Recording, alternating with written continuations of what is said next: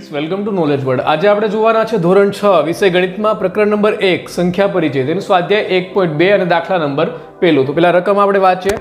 શાળામાં 4 દિવસ માટે એક પુસ્તક પ્રદર્શન યોજવામાં આવ્યું હતું। કાઉન્ટર પર પહેલા, બીજા, ત્રીજા અને અંતિમ દિવસે વેચવામાં આવેલી ટિકિટોની સંખ્યા અનુક્રમે 1094, 1812, 2050 અને 2751 છે। તો તમામ 4 દિવસમાં વેચવામાં આવેલી ટિકિટોની कुल संख्या शोधो। અહીં આપણી પાસે જે રકમમાં આપેલ છે તેમાં આપણે ટિકિટોની કુલ સંખ્યા છે તે મેળવવાની છે। હવે પુસ્તક પ્રદર્શનમાં પહેલા તો પ્રથમથી લઈ અને 4 દિવસ માટે ટિકિટોની સંખ્યા છે તે આપણી પાસે આપેલી છે। તો સામાન્ય રીતે આપણે ખબર છે કે કુલ સંખ્યા મેળવવાની છે એટલે આપણે આ દાખલાનો સરવાળો છે તે કરવો પડશે। તો આપણે 4 દિવસમાં વેચાયેલી પહેલા તો પ્રથમ દિવસે કેટલી ટિકિટ વેચાઈ તો કે 1094, બીજા દિવસે 1812, ત્રીજા દિવસે 2050 અને ચોથા દિવસે 2751। તો આ 4 સંખ્યા છે તેનો આપણે સરવાળો છે તે કરવો પડે। તો આપણે તેનો સરવાળો કરશું એટલે કુલ સંખ્યા છે તે આપણે મળી જશે। તો પહેલું છે 1094, અહીં આપણે લખીશું 1094।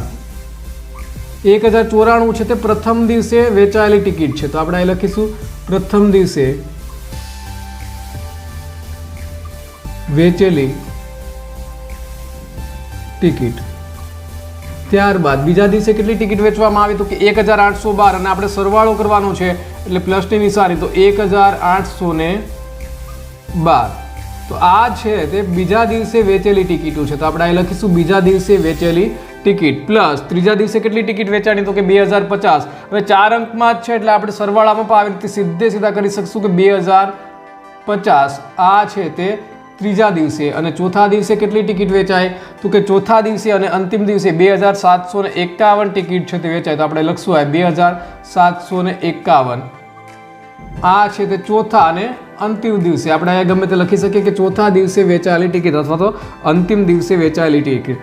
તો આપણે આનો સરવાળો કરશું તો 4 દિવસમાં વેચવામાં આવેલી ટિકિટોની કુલ સંખ્યા છે તે આપણે મળી જશે। સરવાળો કઈ રીતે કરીએ છીએ તે આપણે ધોરણ આમ તો પહેલા બીજાથી જ આપણે શીખતા આવ્યા છે બરોબર। નાની રકમ તો આમાં આપણે કઈ રીતે સરવાળો કરશું તો એકમનાંકથી શરૂઆત કરશું તો 4 ને 2 6, 6 ને 1 7, તો આપણે લખીશું 7। ત્યાર પછી 9 ને 1 10, ના 5 ને 5 10 તો 20 થયા। તો 20 નો આયા 0 અને વધી તરીકે આપણે લેશું આયા 2। ત્યાર પછી 2 ને 8 10, 10 ને 7 17 તો આયા લખશું આપણે 7 અને વધી કેટલી આવશે તો કે 1 આવશે અને 1 અને આ 1 1 3 ને 2 ને 2 4 તો કેટલા આવશે તો કે 7। તો 7707 છે તે વેચવામાં આવેલી ટિકિટોની કુલ સંખ્યા છે। તો આપણે લખીશું ટિકિટોની કુલ સંખ્યા। તો આપણે અહીં લખીશું કે ભાઈ તમામ 4 દિવસમાં વેચવામાં આવેલી ટિકિટોની કુલ સંખ્યા કેટલી છે તો તમે અહીં લખી શકો કે 4 દિવસમાં વેચવામાં આવેલી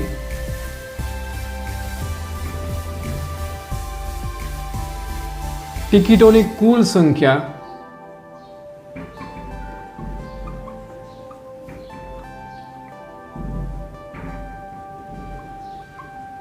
7707 છે। તો આમાં આપણે કુલ સંખ્યા મેળવી હતી એટલા માટે આપણે 4 દિવસની ટિકિટો છે તેનો કુલ સંખ્યાનો સરવાળો છે તે આપણે કર્યો છે। તો આ સાથે દાખલા નંબર 1 છે તે અહીં પૂર્ણ થાય છે। હવે જોઈએ દાખલા નંબર 2। હવે જોઈએ આપણે દાખલા નંબર 2। તો પેલા તો રકમમાં શું આપેલ છે તો કે શેખર એક પ્રખ્યાત ક્રિકેટ ખેલાડી છે। તેણે ટેસ્ટ મેચોમાં અત્યાર સુધીમાં 6980 રન છે તે બનાવ્યા છે અને તે કુલ 10,000 રન પૂર્ણ કરવા ઈચ્છે છે। એટલે કે લક્ષ્ય તેનું કેટલું છે તો કે 10,000 રન પૂર્ણ કરવાનું છે અને બનાવ્યા કેટલા છે તો કે 6980 રન બનાવ્યા છે। તો તેને હજુ વધુ કેટલા રનની જરૂર છે તો 10,000 રન બનાવવા માટે તેને હજુતા કેટલા રન છે તે ઘટે છે। તો સામાન્ય રીતે આમાં કઈ પ્રક્રિયા કરવી પડશે તો આપણે અહીંથી જ ખબર પડી જાય કે આ જે દાખલો છે તે બાદબાકીનો છે। શા માટે બાદબાકીનો છે તો કે એક તો 10,000 રન પૂર્ણ કરવા ઈચ્છે છે એટલે કે 10,000 રન બનાવવાનું લક્ષ્ય છે જ્યારે રન કેટલા બન્યા છે તો કે 6980 રન। તો કેટલા રન ઘટે છે ઘટે એટલે કે બાદબાકી। તો આપણે તો પહેલા તો મોટી રકમ કઈ છે તો કે 10,000 તો 10,000 માંથી આપણે 6980 છે તે બાદ કરીશું એટલે આપણો જવાબ છે તે મળી જશે। તો પહેલા આપણે લખશું આયા કે 10,000 તો 10,000 છે તે રન છે તો આપણે આ લખશું 10,000 રનનું લક્ષ્ય। 10,000 રન પૂર્ણ કરવા ઈચ્છે છે એનો મતલબ એમ છે કે આ જે લક્ષ્ય છે તે કેટલું છે તો કે 10,000 રન પૂર્ણ કરવાનું લક્ષ્ય છે અને બનાવ્યા કેટલા રન છે તો કે 6980. તો આમાં કઈ રીતથી લખીશું તો કે એકમના અંકથી. જો આ 10,000માં 5 અંક હતા 1 2 3 4 અને 5. આમાં કેટલા અંક છે તો કે 4 છે 6980 1 2 3 ને 4. તો શરૂઆત આપણે ક્યાંથી કરવી પડે તો કે એકમના અંકથી એટલે કે 1 2 3 ને 4. તો આપણે આ શૂન્ય છે તેની નીચેથી લખશું 6980. જો આ આપણે ખાસ ધ્યાન રાખવાનું છે અને એકની નીચે કંઈ નથી તો ત્યાં શૂન્ય આવે બરોબર. આમાં ભૂલ ન થાય કારણ તો કે જ્યારે પહેલી રકમ આપણી પાસે આપેલી હતી આ 5 અંકની આપેલ છે આ 4 અંકની આપેલ છે તો એકમના અંકથી આપણે ગણી લેવાનું 1 2 3 અને 4 બરોબર. તો 4 ની નીચેથી આપણે સીધે સીધું લખી નાખ્યું. તો હવે શું કરવાનું છે તો કે બાદબાકી કરવાની છે. તો પહેલું એકમનાથી આપણે બાદબાકીની શરૂઆત કરીએ તો શૂન્યમાંથી શૂન્ય ને બાદબાકી તો શૂન્ય. હવે 0 માંથી 8 ન જાય તો દસકો ક્યાંથી તો કે બાજુની ત્યાંથી. તો એ બાજુમાં કંઈ નથી બરોબર. તો તે પાછો ક્યાંથી જશે તો કે તે બાજુવાળાની પાસે પાછો અહીંયા પડોશી તો આયા પણ કંઈ નથી ને આ પણ શૂન્ય છે. તો હવે આ જે દસકો છે તે સીધે સીધો એકની ત્યાંથી લઈશું બરોબર. અને કોની માથે 10 આવશે તો કે અહીંયા આવશે. તો આ જે વચ્ચે છે ત્યાં કેટલા આવશે તો કે અહીંયા 9 અને અહીંયા 9 આવશે. હવે જો 10 માંથી 8 જાય તો 2 9 માંથી 9 જાય તો 0 9 માંથી 6 જાય તો 3 અને 0 માંથી 0 તો 0. તો કેટલા રન આવ્યા તો કે 6980 રન છે તે તો આ એટલા રન તો બનાવ્યા હતા બરોબર. તો આપણે લખશું એટલા રન બનાવ્યા છે. તો કેટલા રન પૂર્ણ કરવા માટે કેટલા રનની જરૂર પડે તો કે 3020 રન છે તેની જરૂર પડે. તો 3020 રનની જરૂર.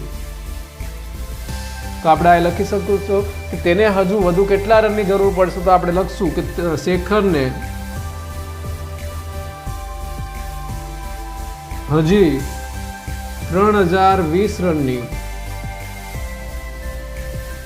જરૂર છે. તો જ્યારે પણ આ પ્રકારના દાખલા હોય ત્યારે આપણે પહેલો જે પ્રોસેસ છે એ કરવાની છે કે દાખલો છે તેમાં કઈ પ્રક્રિયા કરવી પડશે સરવાળો ગુણાકાર ભાગાકાર કે બાદબાકી બરોબર. તે આપણે સમજવું છે તે આમાં જરૂરી છે. તો આ સાથે દાખલા નંબર 2 છે તે પણ આપણો પૂર્ણ થાય છે. હવે જોઈએ દાખલા નંબર